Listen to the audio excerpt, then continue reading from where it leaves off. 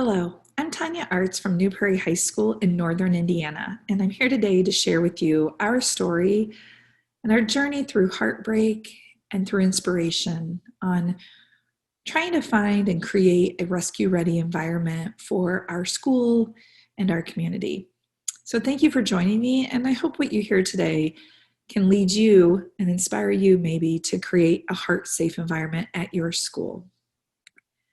Our story begins in 2013 with the loss of Jake West at LaPorte High School, and then continued on until 2017 when we lost our own senior, Mark Mayfield, at New Prairie High School, and then most recently in 2018 with the loss of Zach Mago at John Glenn High School.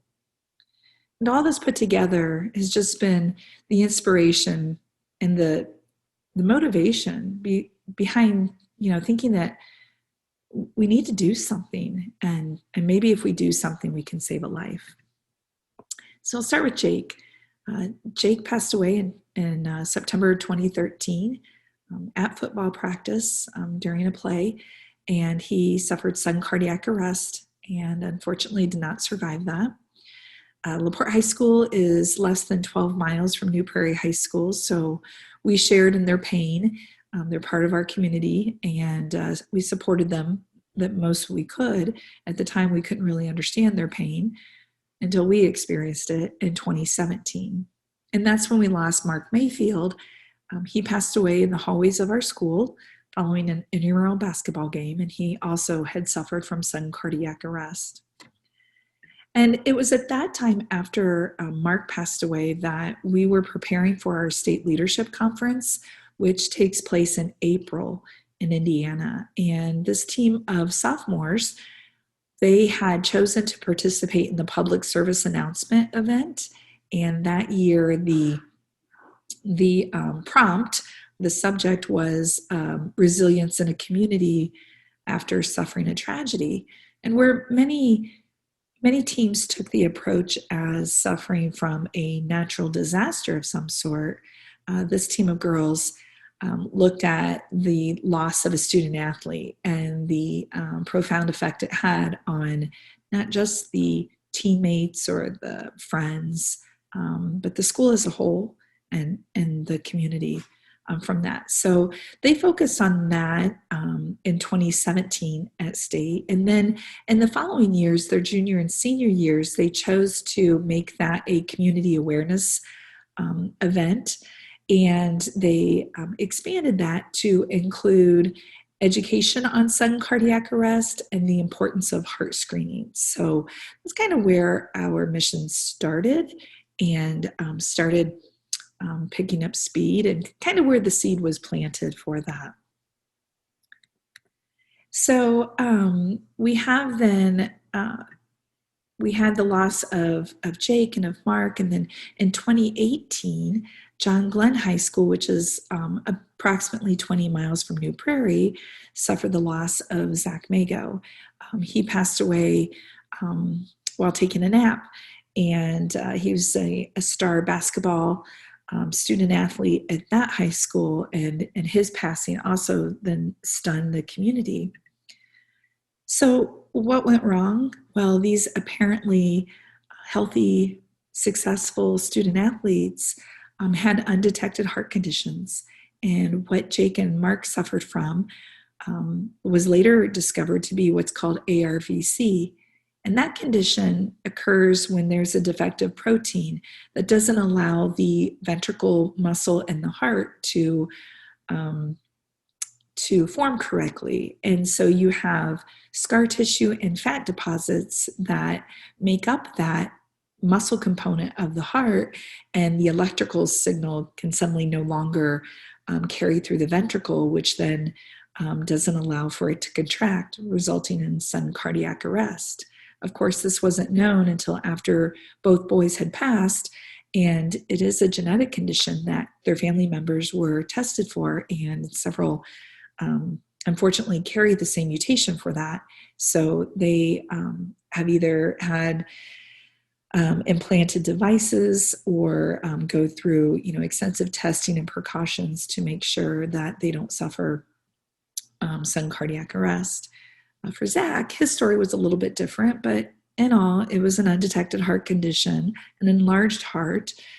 He had fibrosis in his, I believe it was in his anterior papillary wall. And so, same thing, his heart just couldn't function normally. It was undetected. He had had a heart screening, a full heart screening in 2014, but what his foundation emphasizes is that you can't be just one and done. Something changed between 2014 and 2018. And so his condition also was undetected and unfortunately cost him his life. So at this time then, our New Prairie HOSA and myself, we were looking at, what needs to happen here? What's this discovery phase we're going through? And I realized we need to look at heart screenings for undetected heart conditions because we had a trend here. They need to include both EKGs and echoes. Also, we need to look at AEDs and the AED awareness component of education on where are they located, who can use these, and who's taking care of these devices. And 2 of our 3 situations with Jake, Mark, and Zach, AEDs were not either readily available or properly maintained. And so we need to learn from those situations and do better. And then also we need to look at our emergency response practice. What is our plan and do we practice it? Like we practice so many other things. We practice tornado and active shooter and fire, but we don't practice this. And so that really just started to uncover a lot of things ahead that we need to do. So in the summer of 2019 was really when I started to think heavily about this and where can we learn and take our experience and really do something with it. And with my research, I found an organization called Project Adam. Project Adam is located in Wisconsin. And sorry, I'm covering up the website there. And they have a wealth of information. So when I looked through Project Adam website, I noticed that Indiana did not have an affiliate hospital. So I did some research and I contacted Project Adam, and I would highly encourage anyone to do that, and spoke to Allie Thompson, and she was a great resource for me. But one thing that really struck me was when I just read about who Adam was, who was the Adam in Project Adam. And I would encourage you to watch the video his father created and explaining what they do and how his son died at a basketball game, and the effect that had on them and their mission to save lives. And so it's really a profound video. I'd encourage you to watch that. But Adam passed away playing basketball and from sudden cardiac arrest. And so when I was looking through Project Adam website, and they have this map that indicates where Project Adam is located throughout the United States. And on this map, Indiana is red, which red indicates that there are affiliate hospitals in that state. But when I looked, Indiana was gray, meaning a light gray. There was no affiliations. And so dark gray indicates that there's something in the works. So I did not have the opportunity, we did not have any affiliate hospitals at that time. So I contacted the Wisconsin office and spoke to Allie, and she indicated that they had been talking with Riley Hospital for Children in Indianapolis for quite some time, and that they were interested in starting an affiliation, but they had to take care of the legal aspects and all the administrative side of things. So we had a conference call with Dr. Adam Keene, who is the medical director of Project Adam at Riley Children's Hospital. And then also Jeff Utzinger, who does not work for Riley, but he assists Dr. Keene, but he also has his own organization called Be Like Bill, and Jeff is a sudden cardiac arrest survivor, so he's also a wealth of information. But we spoke, and they had a lot to do. I had a lot to do, so we just decided, we're going to do what we can, and then we'll get back together. Well, then the pandemic happened, et cetera, et cetera. And so it was earlier this year that I called them and said, hey, I've accomplished this much and I think I'm ready if you're ready. And so fortunately, we were able then to come together to earn a Heart Safe School designation, which I'll tell you more in about a moment. But I would highly encourage you, if you're not familiar with Project Adam, to go to their website. They have a lot of resources under the Heart Safe Schools, but also under advocacy. You want to go to that site map and the legislation. It's this map that I showed you previously. And look to see, hopefully your state's in red, and that would mean that you have an affiliate hospital. You can click on that and also see the laws for your state and the contact information for your affiliate hospital. You can reach out to that person and get started. If you're in the dark gray, there's some things in the progress, and if you're in light gray, there's not. So I would encourage you to contact Allie Thompson at the Wisconsin office. So fortunately, Indiana now, because of that work with Riley Hospital for Children, has an affiliate hospital. And so when I then go to that, to the Indiana, and I click on that, I can see the legislation that's involved with in Indiana regarding AED placements in schools, CPR and AED trainings, also emergency response plan and Good Samaritan laws. So you can see here that the AED placements in school is for Indiana, not very specific, and there's nothing for CPR and AED training. And that is one thing that I've learned that really shocked me, was that in Indiana, particularly for coaches, they are not required to be CPR certified. That is through the state. Now, mind you, there might be school districts that require it, and that is amazing and awesome. But as far as the state is concerned, they do not require that, nor do they require that teachers be CPR certified at all times.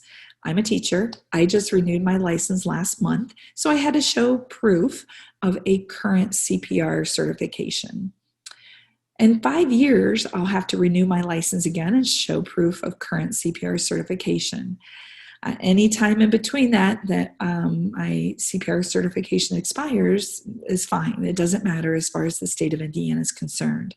However, there are some school districts that do require staff be CPR certified at all times, which I think that is amazing, because expecting someone to remember something that they did for maybe 20 minutes when you check off your skills for CPR once every 5 years, that's just not adequate. That's really subpar. So I started looking at what other states do, and I just highlighted just some examples. There's many more things out there, but for instance, in Texas, they state that each school district must make available at least one AED at each campus.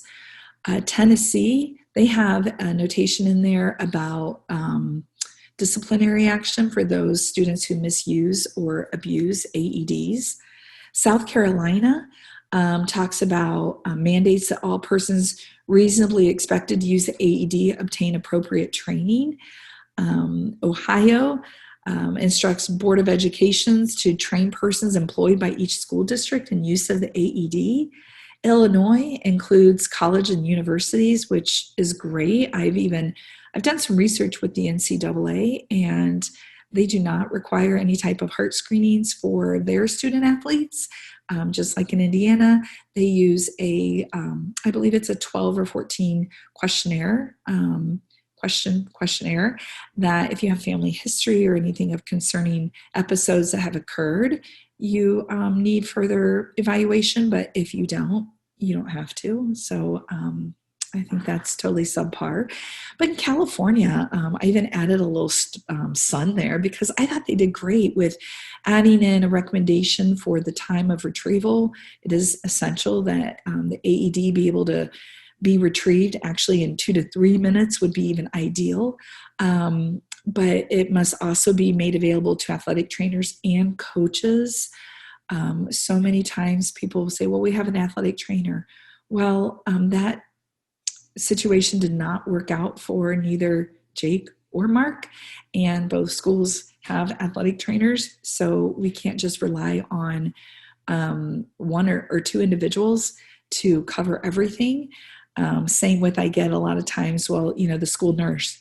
The school nurse was not available either situations with Jake or Mark, so that's not reasonable to expect that one individual or two individuals can be responsible for everyone at all times. That's not a rescue-ready environment. That would be a lucky environment if something happens when they are there. So there's just a lot of different things that the advocacy and state legislation tab there on Project Adam can shed some light on there. So I hope you find that helpful. Also, if you look under the Safe School tab, you will find the checklist. And this checklist is what will guide you through becoming a safe school designation or receiving a safe school designation. So the first part of the checklist has to do with AEDs and some things about AEDs. And one thing that we learned with AEDs when we started looking at them, first of all, where are they? Are they accessible to everyone at all times? Are they working? And who's responsible for the maintenance?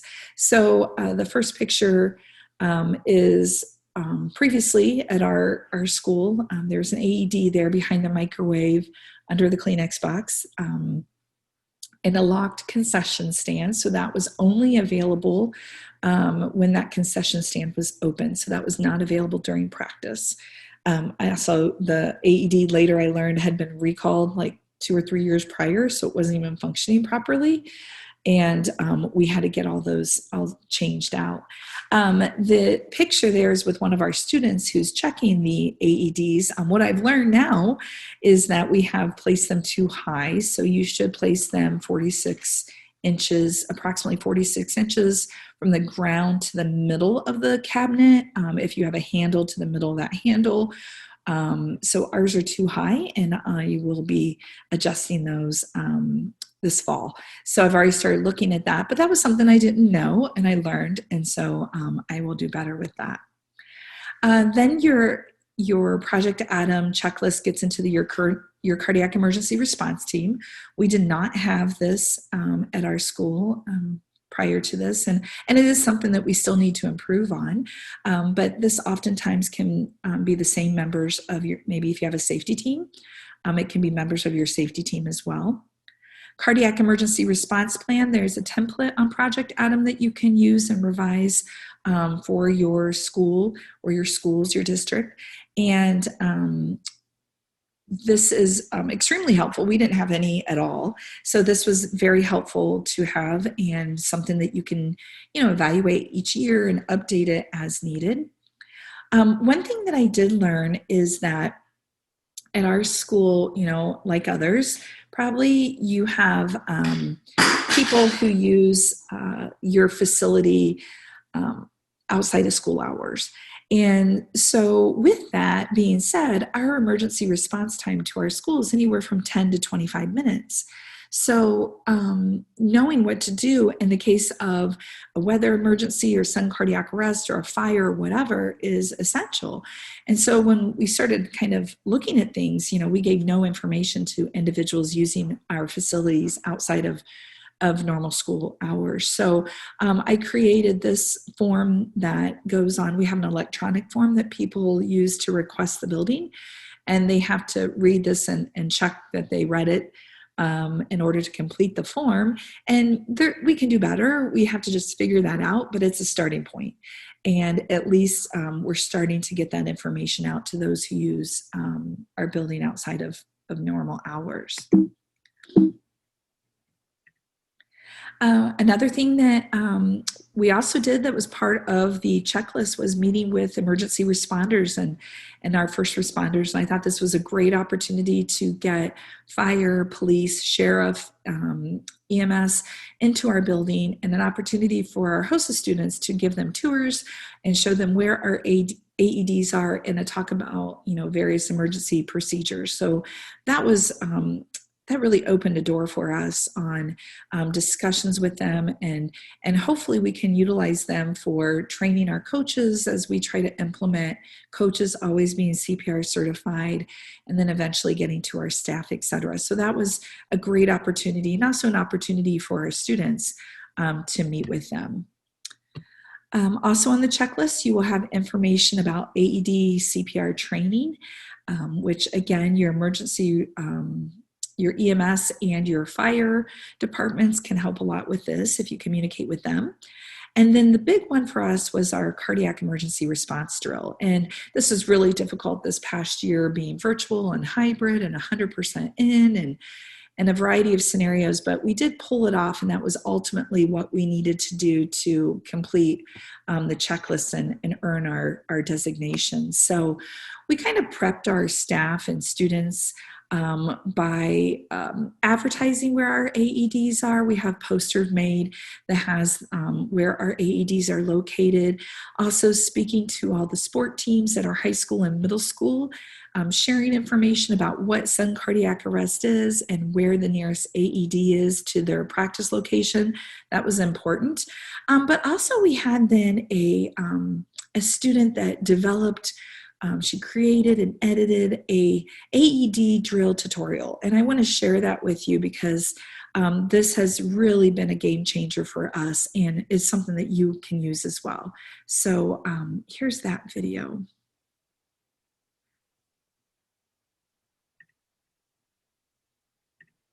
In order to be rescue ready, it's important to know what to do in the case of a sudden cardiac emergency. AED drills simulate events of a sudden cardiac emergency in order to ensure readiness of all students and staff. In this video, we will go over and explain the steps of the drill to guarantee that when the time comes, you'll know what to do. When a person collapses of sudden cardiac arrest, the first step is to identify the emergency. This includes determining the victim's responsiveness and checking for a pulse. The next step is to begin chest compressions at a rate of 100 to 120 compressions per minute, reaching an approximate depth of 5 centimeters. At this point, the surrounding faculty should each assume a role. The first being to call 911. Whoever calls 911 should include the door that you will be meeting the EMS and continue to stay in the line with 911 until the EMS arrives. If by yourself, turn on the speakerphone and speak to the operator while maintaining proper CPR mechanics. The second member should retrieve an AED in under 2 minutes. The third member should wait outside for the EMS to arrive in order to direct them to the scene. The fourth member will notify the main office in order to inform them of the situation. It is then the job of the main office to call the designated cardiac sudden response team and the nurse to direct them to the scene. If a crowd has formed, it will be the duty of the fifth member to control the crowd by directing them to a new area. Upon arrival of the AED, you will be instructed to remove the pads from the packaging and place them on the victim's bare chest. It is important that throughout this process you maintain high-quality CPR. Once the pads are properly placed, the AED will assess the heart rhythm in order to determine if a shock is needed. If the shock is needed, you will be advised to back away from the victim and press the red button to administer the shock. The AED will talk you through each step of the process. It is important to remember that an AED will not deliver a shock if it is not necessary. This said, it is always beneficial to grab an AED even if you are not sure if it is necessary.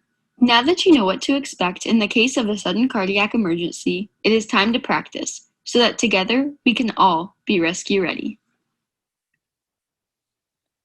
So that was a great opportunity for our student to create that video, but also that we have that and we can use that to train our staff. So that was very helpful. And what I have done is utilize that video in class and have done some drills in class. And usually if I show the drill, we do the drill, we debrief. That first time it'll take about 10 minutes.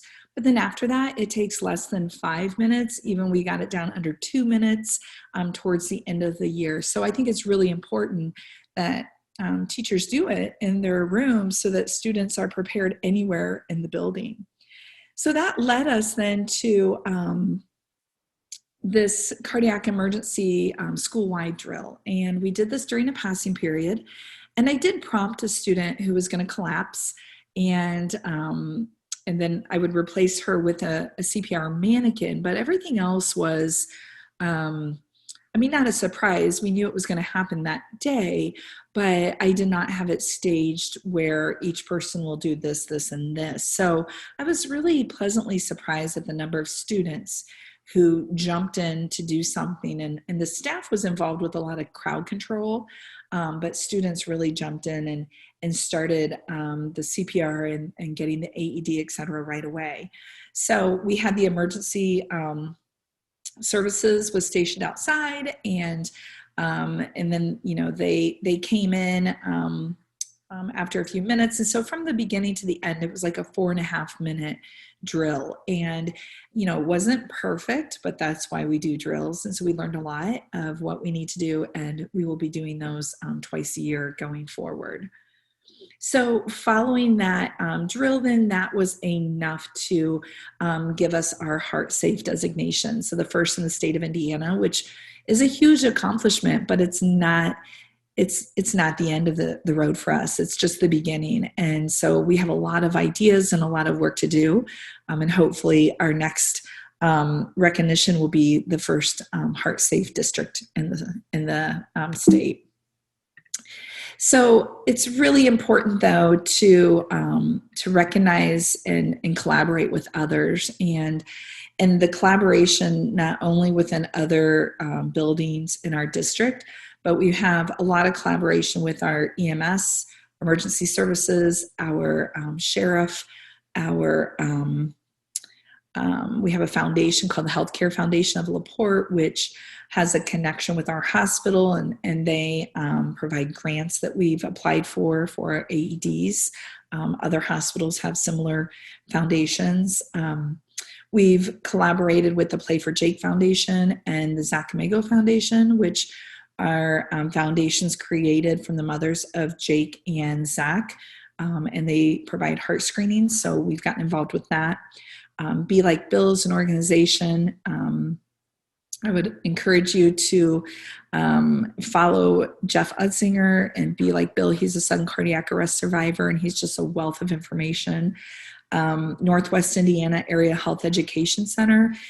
It's a government entity, and so I'm sure other states have something similar. I don't know if it's called the same or not, but they've been really supportive in our efforts and helping us with some funds on CPR equipment and things like that. Zoll Public Safety, we've had a wonderful collaboration with them, and they provide a lot of great ideas and brainstorming options for us, and also then our state HOSA. And that has given us another platform to provide some opportunities for our students, and to give them some opportunities and some leadership skills that they wouldn't have otherwise. And so not this year or last year because of COVID and the state conference being virtual, but the year prior to that, we did heart screenings with the Play for Jake Foundation. We transported everything to Indianapolis. We're about 2.5, 3 hours from Indianapolis. And so we did heart screenings at our state conference, and we had, I think it was like 88 students from across the state. You can see where all those hearts are on that map, participate in this heart screening. And so that was a great opportunity to share our message and to spread awareness, but also to give our students the opportunity to learn an applicable skill. We're not a career center. We're just a traditional public high school. So having the opportunity for our students to learn how to do EKGs and to administer those alongside professional staff was a great opportunity. So we look forward to doing that again. And I would definitely encourage other states to think of what they can, if they don't already, what they can offer at their state conferences. And as we look at different things, that's one of the kind of the hidden gems of all this initiative has been the leadership opportunities that it's provided for my students, but also for myself. I've learned a lot, and I've learned a lot how to maybe inspire students to reach out of their comfort zone, to be willing to help and to jump in and help and to be proud of themselves for doing that. So if as an advisor or a teacher, I can influence others to reach their potential, then I feel like, that's a plus in my category of doing a good job. And the creating those leaders has also given us the opportunity then to educate, when we educate our other staff members, to have our students do that, and to have our students step up and be the voice and the face that our staff sees in this initiative. So these are just some pictures of our students going to other schools in our district and speaking to their safety teams about sudden cardiac arrest and AED CPR awareness. There's a lot more we can do with this. This was just like kind of a little introduction to things, but it went over really well. It was interesting for the students to see the different responses and the different reception that they get from other staff members from other buildings. So that has been a great experience for them and something that they can definitely learn from. But mainly what it boils down to is just continuing to spread awareness and spreading the word. And before I learned about Zach, I was just focused on Jake and Mark and created these banners because LaPorte and New Prairie, like I said previously, were rival schools. And so there's a lot of interconnected things between the schools. And so this banner is something that you will see around our school to spread awareness on sudden cardiac arrest and on heart screenings and on, AED locations and being rescue ready. So we refer to this as our JAM banner, and JAM stands for Jake and Mark. So if you follow us on social media, you'll see that we often end things with JAM, #JAM, and that's what that is. It's kind of a shout out to Jake and Mark. Speaking of social media, please follow us on social media, on Facebook and on Instagram. There we will post different things, including if you're interested on that AED video, I will be posting that soon. Anybody is more than welcome to use that. I have some ideas of things I also want to share that I've tried to streamline, and for those interested in achieving a Heart Safe School designation, maybe it'll make it a little easier for you than what I've gone through over the last 2 years as I've pursued this designation. So please follow us on HOSA and on Instagram. And be inspired. There's so much that we can do, and there's so much that we know we can do better. And it's hard. It's a challenge, but when we know more and we do more, then we can become more. And that is my hope for our students as well. So I'm going to leave you with one more thing and my contact information. But also this year I decided to ask the friends of Jake and Mark and Zach what they miss most about their friend. So please stay tuned for just a few more minutes and watch this video on what their friends had to say, what they miss about their friend. So thank you so much. Enjoy your conference, and please watch the video from the friends of Jake, Mark, and Zach. Thank you.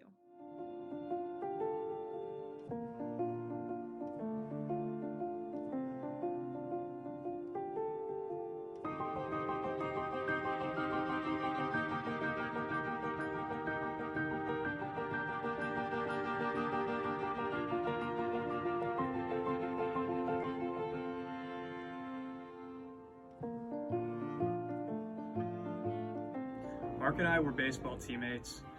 We became good friends through a mutual love for the Cubs. I'll always remember one great memory was going to the Cubs parade in 2016 after they won the World Series.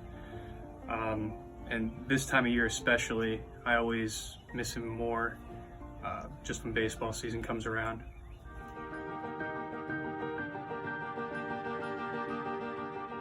What I miss most about Mark is his smile. He had the most contagious smile known to man. It was beautiful, and I also miss his sense of humor that kind of goes along with it, but he could always make me laugh no matter what the occasion was, and he was genuinely the funniest person in the room.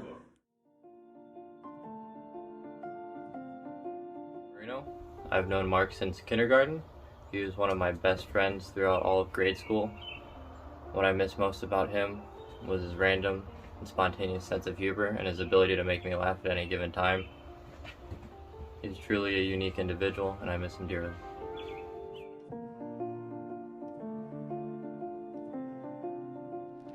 What I miss most about Mark are the summers where we spend every single day together, to the point where we pretty much live together, from carpooling to sports to doing anything and everything and making memories that I still cherish today.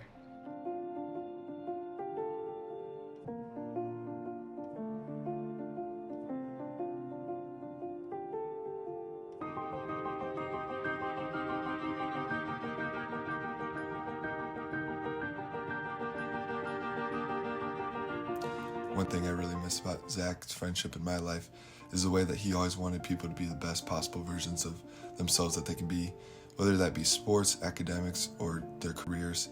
He always wanted to see people succeed around him. And he did that by setting a standard of working hard and a leadership that not many people possessed. He was always working hard after practice and studying extra, and he encouraged people around him to do that as well in order for them to succeed as well. I really miss that, and just him being a leader in my life and an inspiration to me will always resonate in my life. And I really just miss his friendship. So.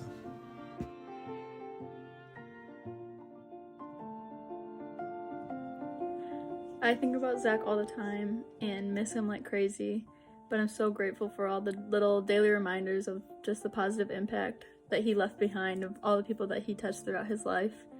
The things that I miss most about him are seeing him play his favorite sport and just light up to talk about it, or just on the court, or helping someone else play the game and seeing how excited that they are because he's excited and how much he loved the game, basketball, and just miss watching him play. And I also miss his squinty-eyed smile. Whenever you were around him, you would see him laugh or smile about something. He just had this contagious energy and just was always so positive and happy all the time.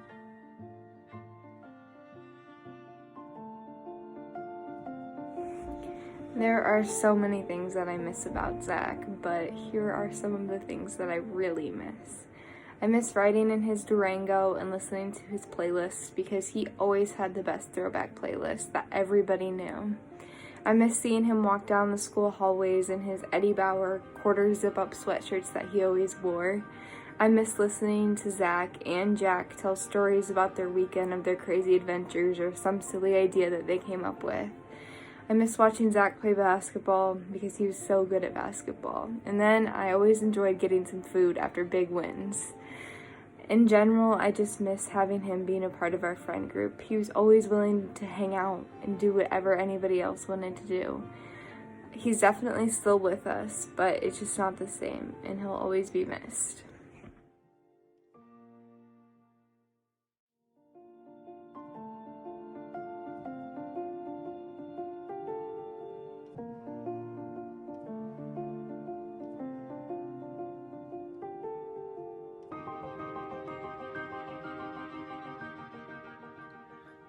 Some of the things that I miss about my best friend Jake are the positive attitude and mentality that he carried with him every single day.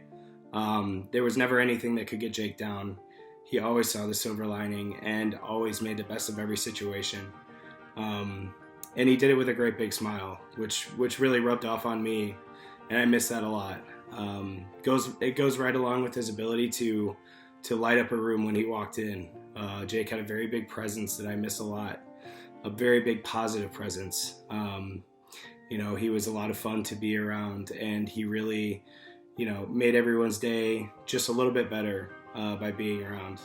And I really, really miss that a lot. One of the other things that I missed the most about him was the way that I watched him treat other people was simply amazing.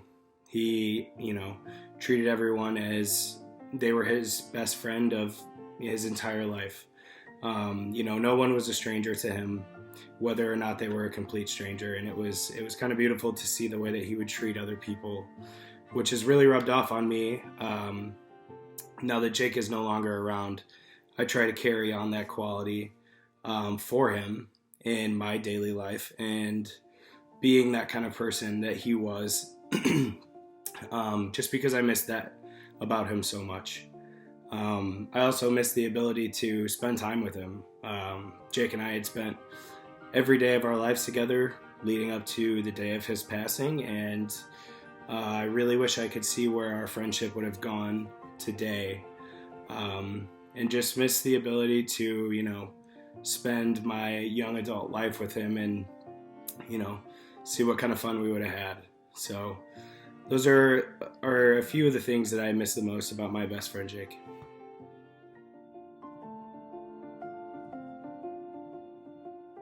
It's hard to pinpoint just one thing that I miss most about Jake, but it'd probably have to be our midnight Taco Bell runs in the summertime. We were always up to no good in the summer, causing trouble, but I cherish those memories, and I always look back on the stupid stuff that we did as a group of friends with Noah, Will, me, Brent. Jake was like having another little brother around. He was one of the best teammates we had in lacrosse and one of my best friends growing up through high school. Even to this day, I still think about the what ifs, and I'll always remember all of our fun memories that we had together.